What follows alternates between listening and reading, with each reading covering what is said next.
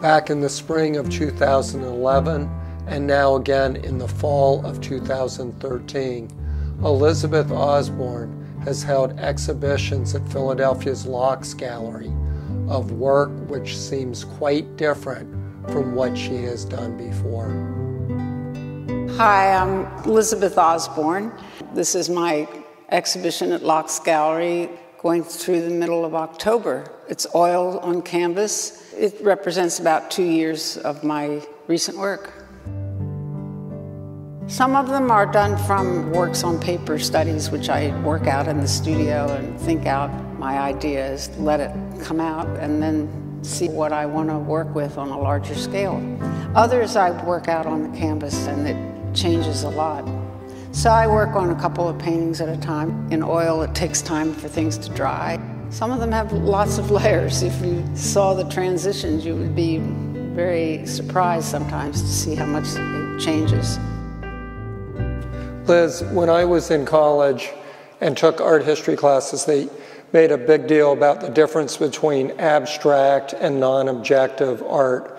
And abstraction still has some relationship to things in the real world, whereas non-objective, there's not necessarily recognizable forms. This seems to me to be your second non-objective art show, is that correct? Well, from what you're describing as abstraction, meaning it's coming from something in the real world, in a way, it's my real world. For instance, this painting, which is called Center Stage, Afternoon at the Met, it is taken from the real world, although I like that it's open to the viewer's own experience and interpretation. They might look at that and say, are you kidding me? This has nothing to do with the stage or whatever. But there is, to me, the feel of curtains and that marking of the center stage, and so that's what it meant to me. What you're suggesting is that for you, there's always some reference to an experience, to something that I have seen or felt or thought about. And some works actually are more completely just an effort to work with color and shape and light and dark and chromatic intensity and movement of the brush, and maybe go toward, as you say, the non-objective as opposed to abstraction. That's an interesting comparison. I was looking at some of your earlier work today, and you have paintings of figures, but then in the middle of that figure painting, there will be a passage that is highly abstracted and not necessarily clear what it's depicting, if anything. Right. So you've always done this, yes. And now you're veering towards the less representational end of... True. I am. For many years, as anyone in the 21st century would be looking at what did these non-objective or abstract painters do, and you admire a Rothko or Diebenkorn or so many of these masters. I certainly have. Hans Hofmann. I love Howard Hodgkin. So that seeps into your thinking when you're in the studio. And I felt for some time that I'm ready to see what I can do with this and see where it takes me. So that's what I'm doing. In a small room off of the main gallery is an exhibition of some of her more representational works. Liz told me about one large painting that may have been a precursor to her more abstract art. It's based on a landscape, the idea of rock forms. It was just before the series that you see out in the big room there, so I suppose they wanted to separate it a little bit. It's closer to landscape than the others. It has all the elements of the other ones, but you definitely see water, rocks, light, sky, maybe even sunlight. Yeah. You do, yes. There are paintings out there that echo this kind of technique. We were talking about a certain wave brush stroke I have in the work in this show, and I did this period of landscapes, usually from a site, particular area. Often there was water. It was kind of a natural mark to make of the wave of water, how it moves. These were usually small works, and then I did from some of those works larger paintings in my studio, which is what many artists have done in the past. So that particular mark has appeared in a number of these works. You can look at it and say, well, I see a wave of water, or I see a ribbon, or I see just a brush mark. It's open to how you look at it. It moves the eye in an interesting way, I think. I do love color, although when I was a student at the Academy, it was all gray and brown and black. It was pretty much sublimated then. Because I think I was looking at that in those studios. There wasn't a lot of color. But as I've been a long time far away from that, it's something that's very natural for me. I love it, and I've been exploring it for some time.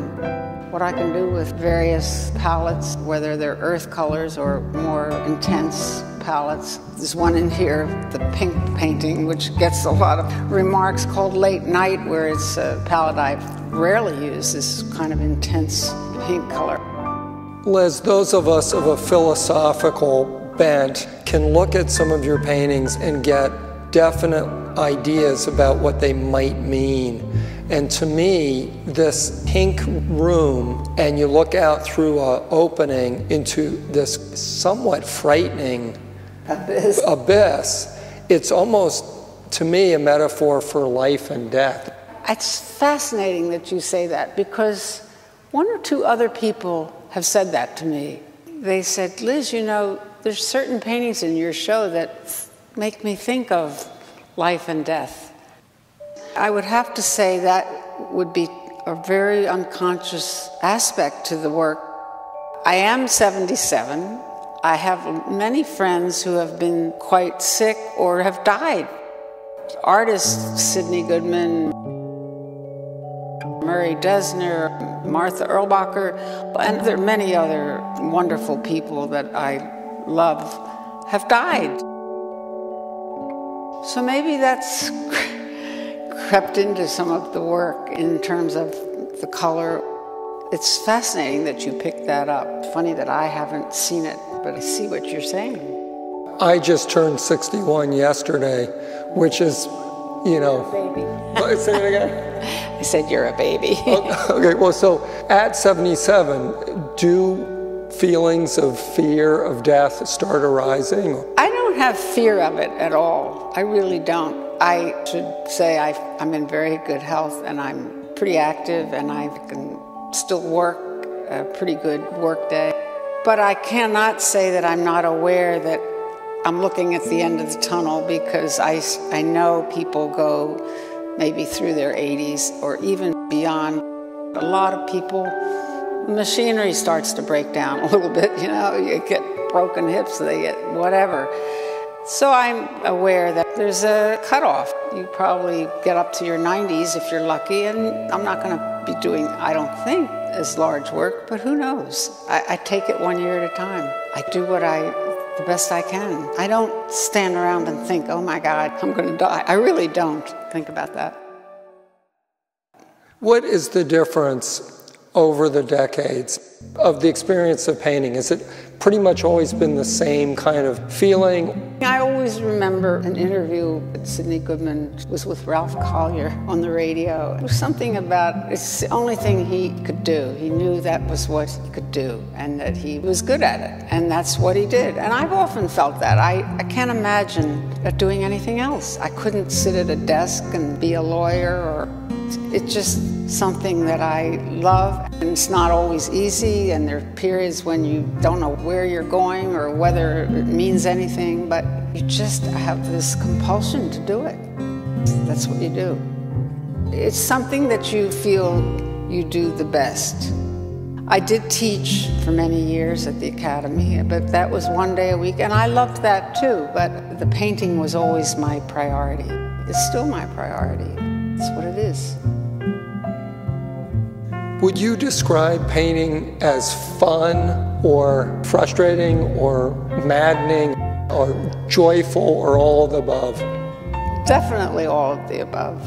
Sometimes starting a painting is it's fun. It's a thrill, you know, you just get it down. But working through it to the end and resolving it sometimes can be maddening. I gotta make this thing work. And even knowing when to stop sometimes is a challenge. Painting requires faith and belief in what you're doing and a lot of thought. And I feel very fortunate that I've been able to do for my whole life what I loved doing. I was fortunate that I was at a school when I was young that was very supportive of painting. Hobson Pittman taught there. And I had an uncle that was very interested in what I did. And I was fortunate that I went to the academy because it was a good school for me. Timing and even luck both play a role in your life, whether you know it or not. I was able to get a teaching job when I was still pretty young at the academy so that I could paint. So many young people get out of school and they get trapped into full-time jobs or family, which is normal. They want kids, and it's a tough, tough balance. When I see an artist that can go the long haul from 20 to 80, I have a lot of respect for that. It's not easy because there are times when you need money or your things aren't selling or people are caught up in full-time jobs or whatever, and it's a balancing act. The time and the money both are precious. You gotta have both. And I don't have to tell you that. Every artist knows it, not only in painting, but in any creative endeavor. I told Liz that I often ask artists what experience they want people to get from looking at their art. I think... But before she could answer, I interrupted her. Well, I'll tell you what I get from them. Okay. I can look at your work and it gives me peace of mind, which I think is a very, very, very wonderful gift. Thank you. That's very nice. That's nice. Thank you.